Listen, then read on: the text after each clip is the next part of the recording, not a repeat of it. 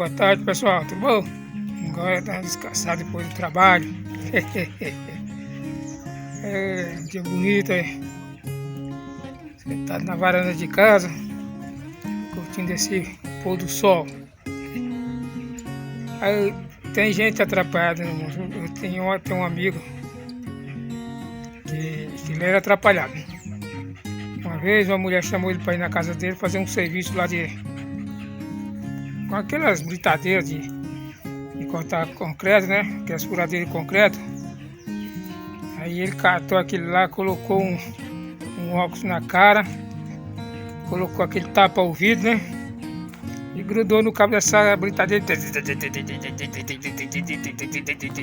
E nisso passou o fio passar do lado do canil. Aí tinha um cachorro, um Rottweiler lá. E ele lá entretido com essa britadeira, né?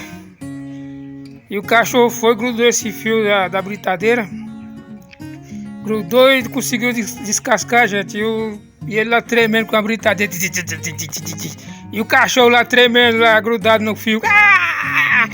E a empregada pulou lá fora e gritou: "Oh, para! Aí ele olhava pra ela e falava: tudo bom! E não viu o cachorro morrendo lá, estruçando com o fio na boca. E ele lá com essa britadeira, rapaz. Quando a moça foi lá e pulou na frente dele, falou: "O cachorro morreu, você matou o cachorro." Olhou, gente, o cachorro estava morto, mordeu o fio. A patroa chegou lá, já mandou ele embora, não quer nem ver ele na frente. Que sofrimento, que nega atrapalhado, hein? Tenham uma boa tarde, pessoal. Um ótimo abraço, que Deus abençoe vocês. Dá um joinha, curte lá os meus canais, dá aquele tal de lacre lá que fala. Falou, abraço.